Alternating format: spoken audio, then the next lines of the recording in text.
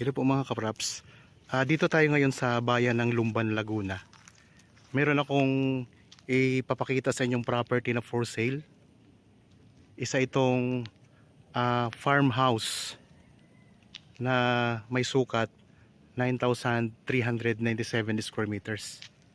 Ang frontage ng property mga kapraps ay ito po. Mula doon sa bakod na yon. Yan yung bakod mga kapraps. Tapos dito sa kabila hanggang doon naman po sa poste ng Meralco mga kapraps. Ang property ay mayroong magandang view sa harapan. At ito po tabing kalsada lang. Itong kalsada na to, ito ay barangay road. Tapos yan, ipapunta po yan sa iba pang mga barangay dito sa Lumban. Sa harap ng property, ayan po ang Laguna Lake. So kaharap natin mga kapraps ang Laguna Lake. At may katabi tayo o katapat tayo na taniman ng mga dragon fruit. Ito mga kapraps. May farm dito ng dragon fruit. Tapos ito yung view natin dito sa harapan. Mayroon tayong mga mountain views na matatanaw. Dito sa harapan ng property mga kapraps, ayan, may bakod na po yan. May bakod na to palibot itong property. Mamaya papasok tayo doon. Bali ang distansya nito sa town proper ng Lumban ay nasa 6 minutes travel time lang po. Lahat ng gamit dito sa loob ng bahay ay kasama po sa bintahan.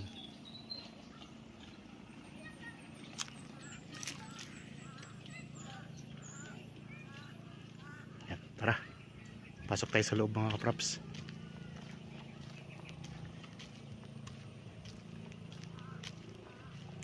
Tapos sa likodan nito, sa likod nitong property, mayroong isang magandang ilog mga kapraps.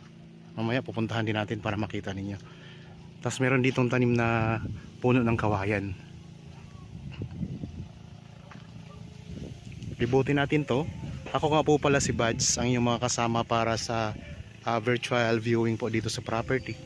Kaya habang kayo po ay nagpapahinga dyan sa inyong kanya-kanyang pamamahal, samahan nyo po ako sa pag-iikot dito sa property mga kapraps. Merong mga tanim na iba't ibang prutas dito. Dito sa part na ito ng property, merong tanim na mga puno ng mangga. So ilang puno ng mangga to, Sel? Isang pito. May Indian mango, tapos may kalabaw na mangga. Tapos meron ding puno ng duhat.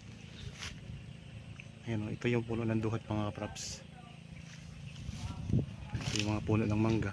Tapos yan, ilog na po yan sa likod nito. Mamaya pupuntahan din natin yan. So punta muna tayo dito sa loob ng bahay na sakop nitong property. Bali kasama na po lahat ng gamit na banggit ko po kanina. Meron na rin pong mga solar dito mga kapraps. Meron ding tanim na puno ng talisay. Tara, pasok po tayo.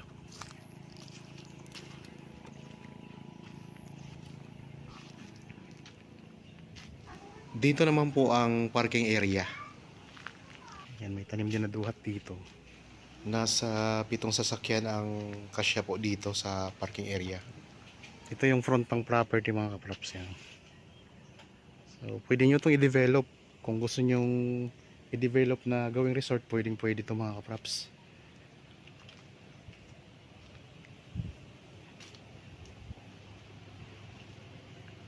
Yan, may magagandang halaman. Ang bayan ng Lumban po ay katabi po ng Pagsanhan at saka Paiti, Laguna. Ito po ay fully furnished na mga kapraps. Titirhan na lang itong property. So lahat na po ng makikita nyo dito sa loob ay kasama na po sa bintahan. Ayan. Nandito na tayo sa loob ng bahay mga kapraps.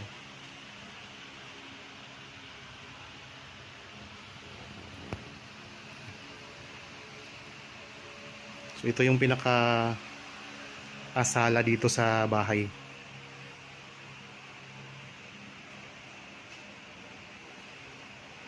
Pwede dito ang mga bisita ninyo. Tapos dito mayroong kwarto.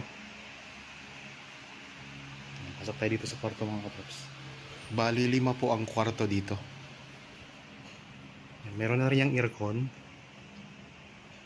Ito yung bintana na nakaharap sa kalsada. Meron na rin po yung mga blinds mga kaprops. Kapag binuksan natin to, bubungad sa atin ang magagandang tanawin. Tanaw natin ang Laguna Lake at saka mga mountain views.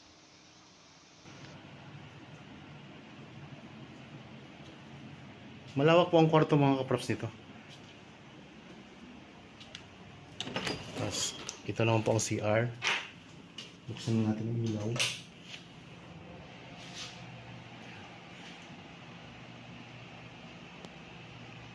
Naka-tiles na rin po ito mga kaprops.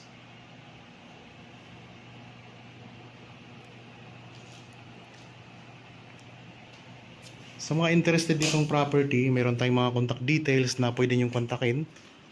Mayroong Viber, cellphone number, Facebook Messenger, WhatsApp. So, kung may mga tanong kayo, pwede kayong kumontak sa amin.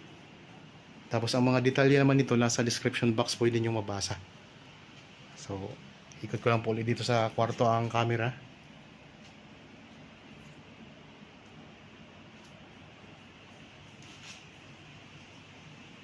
Ang mga kaprops, yung kwarto, yung sahig niya, simentado lang siya, hindi pa siya naka-tiles. Ayan o. So kasama na po ito. Saka yung cabinet mga kaprops, kasama na rin po yan.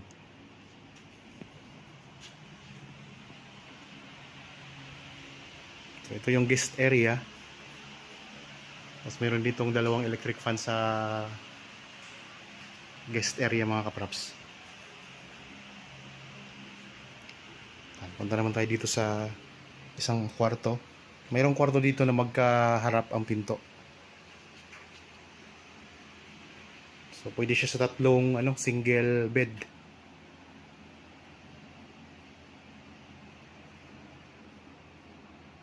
Bawat kwarto mga kaprops meron siyang CR. Ito naman yung CR.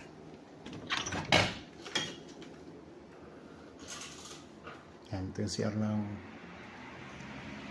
kwarto na to. Okay. Ito po ang room number 2 mga kaprops. Tapos sa tapat ng kwarto, mayroon ding kwarto dito na isa din. Ito naman ang number 3. Yan. Mayroon lang isang double na bed mga kaprops. Yan.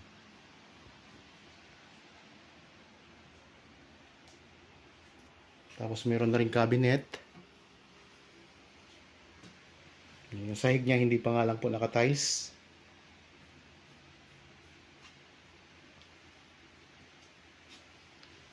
Ito yung medyo maliit na kwarto nila. Pero kung titingnan natin, malawak na rin po yan. Dito po sa loob ng kwarto na to ay walang CR. Pero meron po itong CR na katabi. Napapagitnaan po ito ng 2 kwarto mga kaprops. Tara, tingnan natin po. Ayan, malawak din ang CR dito. So itong CR na to, meron siyang malawak din na shower room. Ito.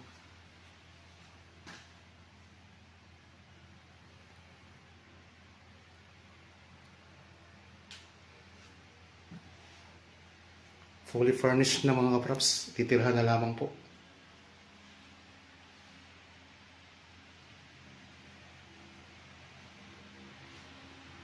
Yan, dito siya sa sa gitna ng 2 kwarto. Ito kasi kwarto, tas kwarto. Pinasok na natin yung kanina. Tapos balik tayo dito sa sa guest area. Ayan.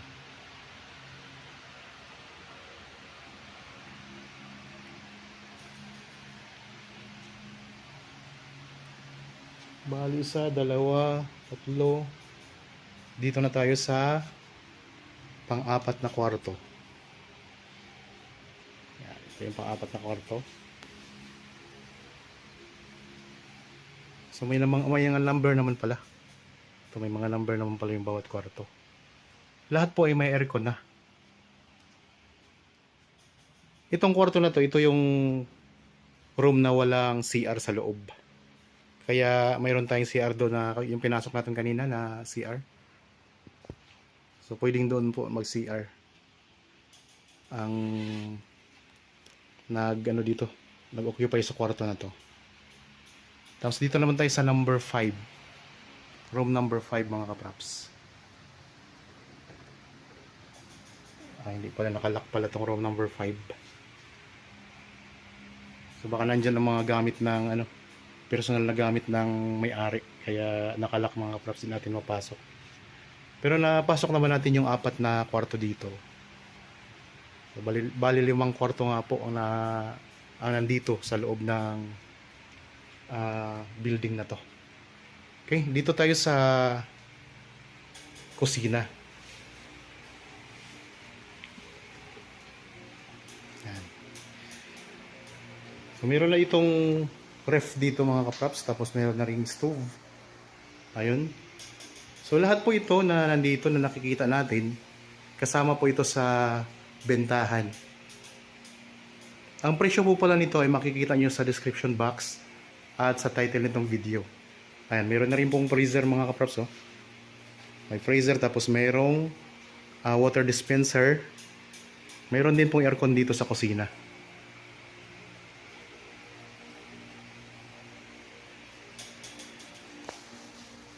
Hindi lang ito mga kaprops kasi mamaya paglabas natin ipapakita ko lang sa inyo yung mga tanim dito na marami kasi itong tanim na kalamansi, itong farm na to, farmhouse na to. Okay, ikot ko lang dito sa kusina ang camera para makita nyo po. Ito yung lababo. So simulan natin dito sa stove mga kaprops. Yan, mayroon pang tangke na kasama na lababo. Tapos meron ditong lagayan ng mga gamit. Merong freezer, mayroong ref. So ito yung may kuryente na at saka tubig mga kaprops. Water dispenser. So lahat to kasama. Yan, meron pang meron pang gilingan at saka bayuhan ng palay. Yan. So ito i-confirm natin kung kasama po yan mga kaprops.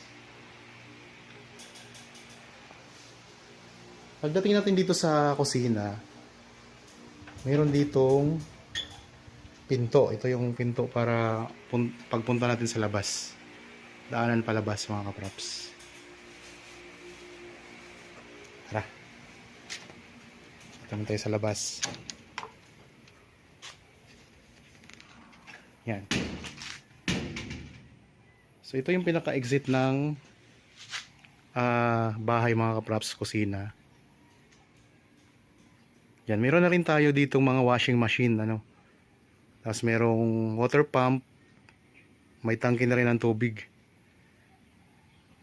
Tapos yung bahay mga kaprops, may sarili po siyang bakod. Kasi po yan, kasama po yan sa property. Ayan po yung sinabi ko kaninang kalamansian. Pupuntahan rin natin yan. Base po sa pagtatanong ko dito sa mga nakatira dito, pati bata ka, tinanong ko kung bumabaha ba dito sa property. So ang sagot sa akin, pare-pareho po, hindi po ito binabaha. So nasa harap po siya ng lake, pero hindi po ito binabaha mga kaprops. Maliban na lang siguro kung sobrang lakas na ng ulan. Yan, ito yung labas ng bahay mga kaprops. So may bakod na rin dyan. Meron na rin po itong mga CCTV cameras. Meron pa kayong generator So medyo na-stuck na lang yata itong generator. Yan, meron pa kayo ditong swing sa harapan. May playground ng mga bata. Yan, ang gaganda ng mga halaman. Tapos natin, naka-front tayo sa Laguna Lake at may mga magagandang views. Ayan lang po ang kalsada mga kaprops, pinanggalingan natin kanina.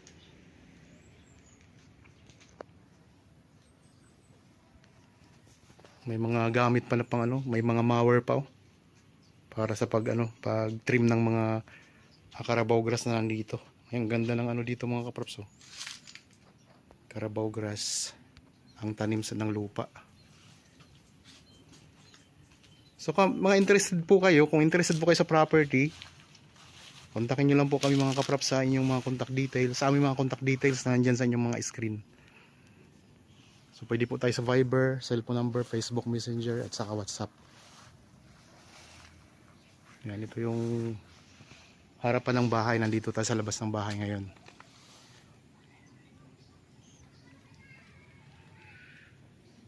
May mga solar na rin yan. So lahat po ng kwarto ay may mga aircon na. Pati nga kusina eh. May aircon na rin mga kaprops eh.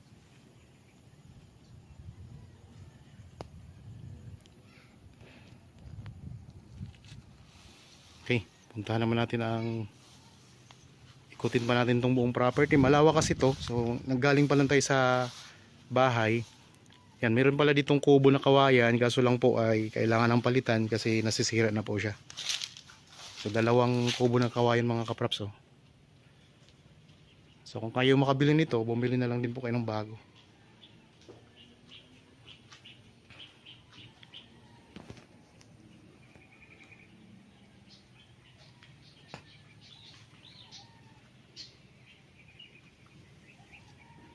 Ay, nakalak pala. Di pala tayo makalabas dito. So doon na lang tayo daan sa harapan kasi nakalak pala ito. Pero yan talaga ang daanan papunta dyan sa likod. Papunta dyan sa mga kalamansian. Kaso lang ay nakalak siya kaya dito tayo dadaan sa kabila. Tara.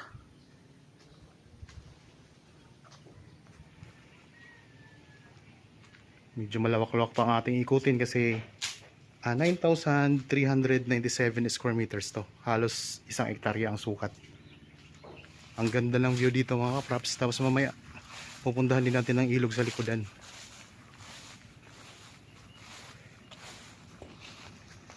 Ipakita ko lang muna yung ano, yung mga tanim dito na mga kalamansi.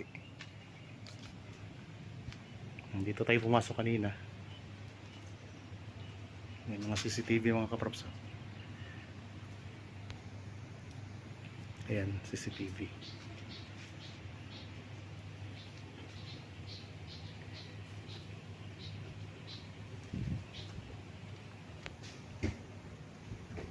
Habang ako ay nagbi-video ngayon, makikita po tayo ngayon ng may-ari sa kanilang CCTV. Dito na tayo sa may bandang likuran ngayon. Ito may mga tanim dito ng mga guyabano.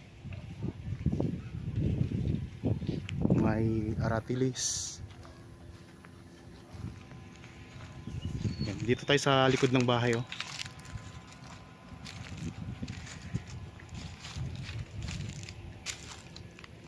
Meron pa ditong lagayan ng mga gamit kaso lang ano, medyo nasira na yung ano, yung maliit na kubo na to.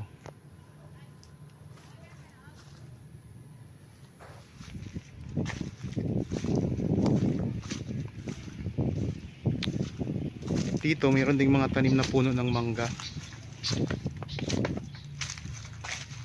Yung likod na yan, yung bakod na yan mga kaprops, yan ay flood control. Sa likod kasi nitong bakod na to ay ilog na yan. So kaya ano dito, safe na safe ka dito mga kaprops. Yan, ang daming tanim na puno ng mangga. 1, 2, 3, 4, 5. 5 puno ng mangga, tapos may mga kalamansi din dito. 6 na puno ng mangga.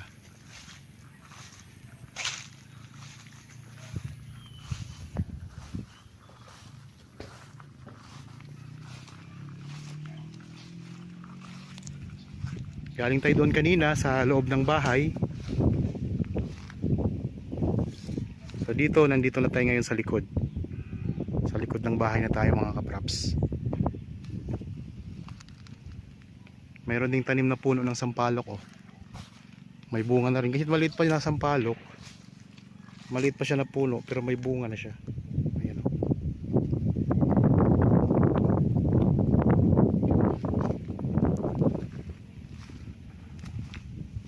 Yeah.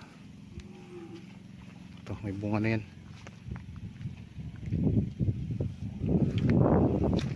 siguro kaya may ano to, may net gawa ng baka may mga alaga silang manok dati. Mamaya mga kapraps, pupuntahan din natin yung likod nito para makita nyo rin po ang ilog. Ilog na kasi yan, likod niyan. Dito muna tayo sa kalamansian.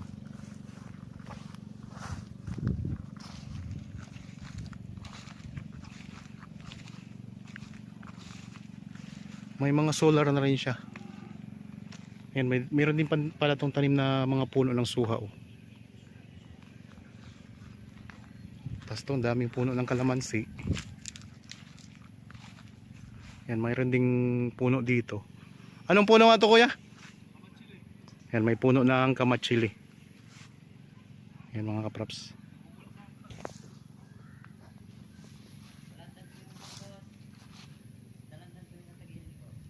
Mga dalandan, may tanim din na dalandan. Ito lang yung kalamansi, no?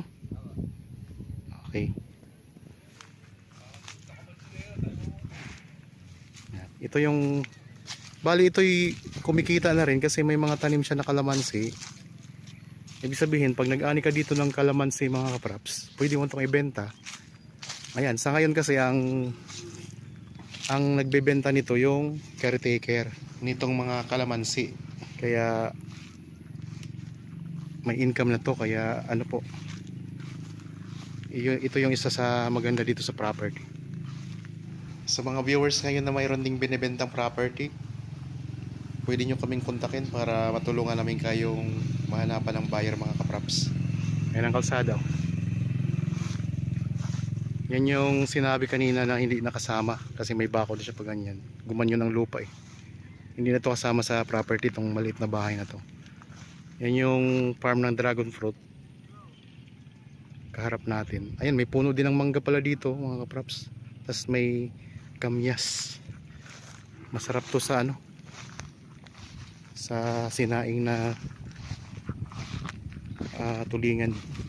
Ayan, lalaki ng bunga. Maliwalas pa ang klima dito. Mismong kaharap ng Laguna Lake. May puno ng mangga. So yun yung bakod ng bahay mga kapraps. May sariling bakod yung bahay. Ang daming tanim na kalamansi oh. Puntahan natin ang pinakadulo. So ulitin ko lang mga kapraps, itong bahay na to hindi na to kasama. Gumano ng property. Tapos dito sa likod pala, tingnan nyo, mayroon ding mga mountain views. Tanaw natin yung Kaliraya. So sa taas niyan ay nandiyan ang Kaliraya Lake.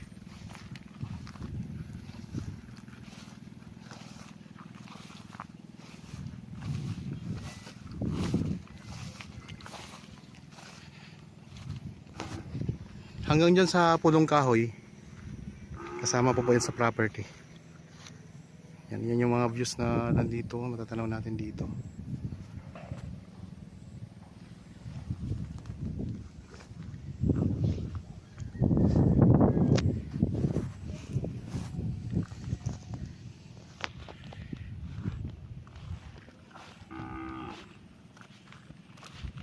Yan, ito na yung pinakadulo. Yan po, hanggang doon pa po. Meron ding tanim ng mga dalanghita. Yan, ito mga dalanghita na to dito mga kapraps.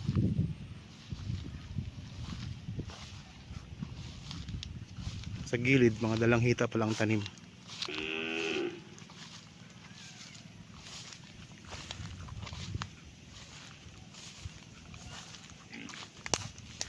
Dito sa gilid, wala ang bako dito. Ito na lang papabakuran po ninyo. Kasi dito sa harapan, yan. Ito kasi yung pinaka front pag ganun po. Diretso po doon sa pinanggalingan natin. Ito yung front. So sa gilid mga kapraps, wala itong bakod, kaya ito na lang papabakuran ninyo. Yan pag ganun po, diretso doon sa likod. Yung may flood control.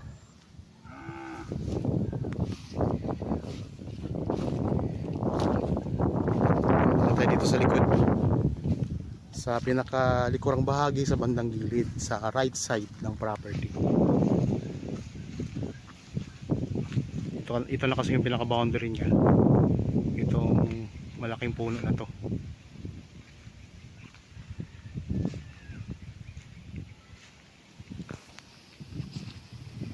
Yan, yung alagang baka, oh. Yan, ito po mga dalanghita na yan mga kapraps. Yan, mga dalanghita na to dito. Ayun ang mga kalamansi.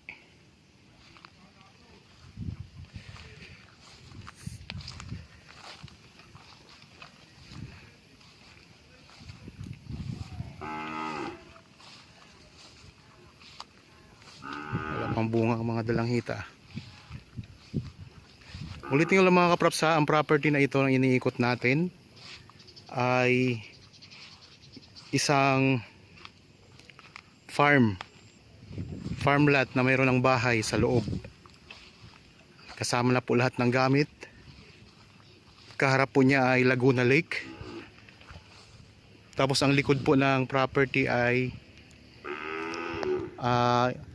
Lumban River mga kapraps, ilog. Itong likod nitong bakod na yan. So ilog na po yan, kaya pupuntahan natin kasi may hagdan doon sa may bandang gilid ng property. Pupuntahan natin. Pakita ko rin sa inyo yung yung ilog. Ito pala, oh, may hagdan din pala dito.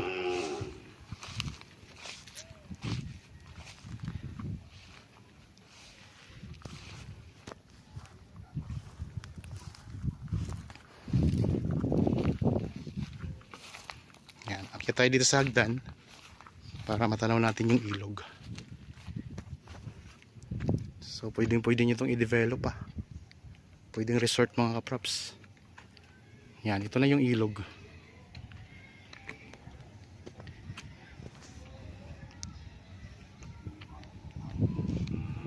Ang kagandahan dito, yung flood control nila, ang flood control ay hindi kinurakot. Solid na solid, oh.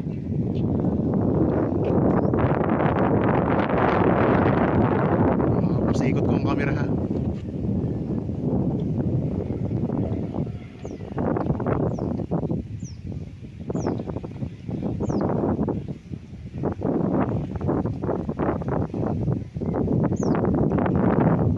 Malawak po yan ang ilog,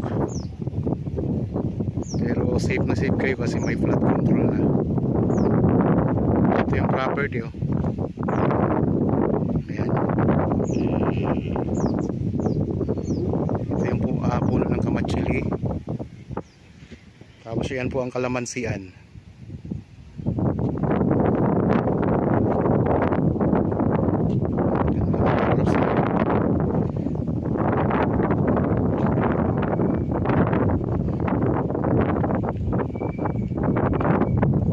Yun yung boundary ng property, yung may saging na yun. Ganun po siya. Ayun po, tanaw din natin yung Laguna Lake.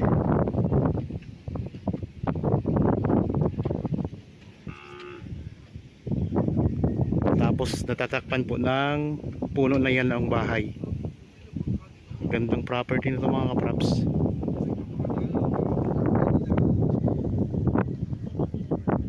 Pwede ka ditong maglagay ng ng mga bangka, boat ride. Pwede ka magtayo dito, i-develop itong resort, tapos maglagay ka ng boat ride mga kaprops. So harap po yung Laguna Lake at ang dami niyang mga tanim pa. Wala ka ng problema, titirahan mo na lang po at ang presyo ay mura lang. Kaya ano pang hinihintay ninyo? 7 minutes lang po sa town proper ng Lumban. Ganun lang siya kalapit. Tabing kalsada. Yun pang isa sa maganda dito, tabing kalsada.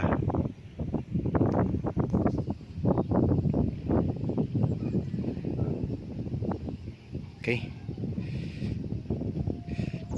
Isa mga kaprops, oh. Pwede tayo maglakad-lakad dito kasi malapad yung yung flood control.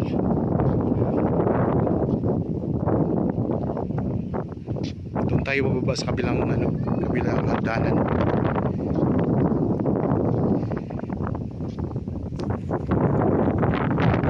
titingnan mo mga kaprops, tubig yan. Ano siya, mas mataas yung mula sa ilog. Ayan o. Kaya tulad ng sinabi ko kanina, hindi po ito binabaha, kasi kapag nakakita kayo ng ilog at saka lake, ang iniisip nyo agad ay binabaha, pero based po sa ano namin, pagtatanong namin dito, hindi po ito binabaha mga kaprops.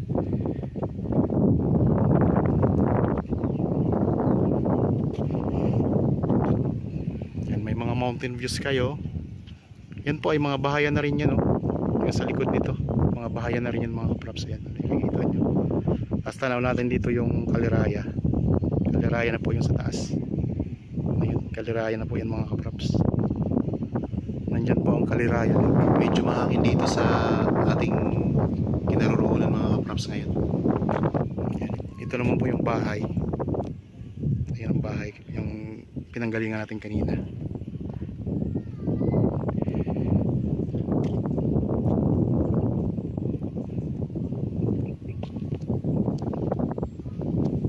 Malapad po yung simento.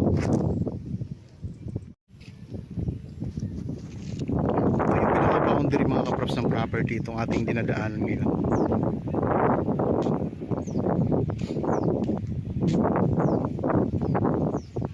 Balik tayo po sa kalsada. Yan yung mga puno ng mangga.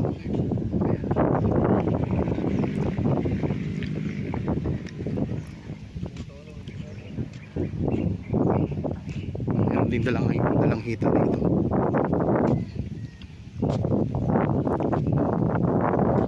Ang detalye nandyan po sa description box at sa title itong video. Yan, dito may hagdan din tayo dito mga kaprops, dalawang hagdan, access papunta dito sa ilog. Yan, punta tayo dito sa ilog mga kaprops.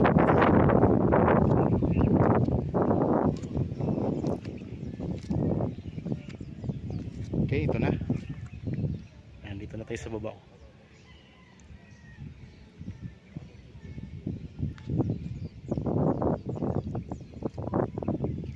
Malawak siya. Mataas po yung flood control.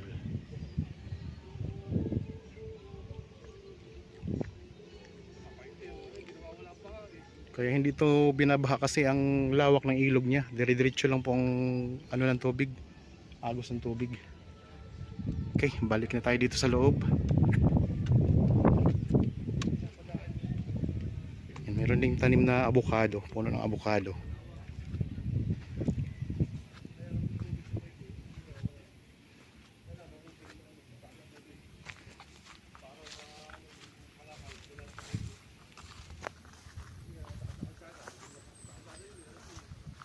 Balik tayo doon sa harap ng property. May mga bulaklak na yung mga mangga.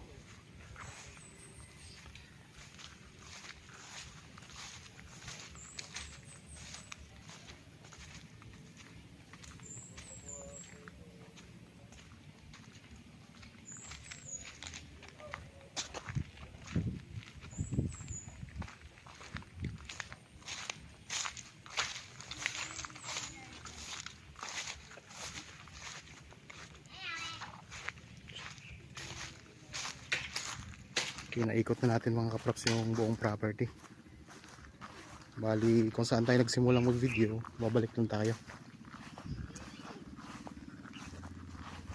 para ma picture out nyo po, kahit di nyo nakakita ng personal, ma picture out nyo.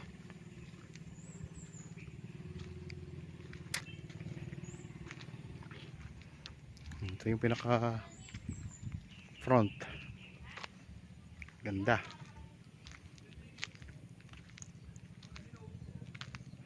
Okay, maraming salamat po mga kaprops sa inyong panonood. Para po sa mga bago pa lang sa aking channel at napadaan lang po dito sa aking channel, huwag niyo pong kalimutang mag-subscribe at pindutin na rin po ang notification bell para maging updated kayo sa mga bagong property na i-offer namin. Maraming salamat po, lagi tayong mag-iingat at God bless po sa ating lahat mga kaprops.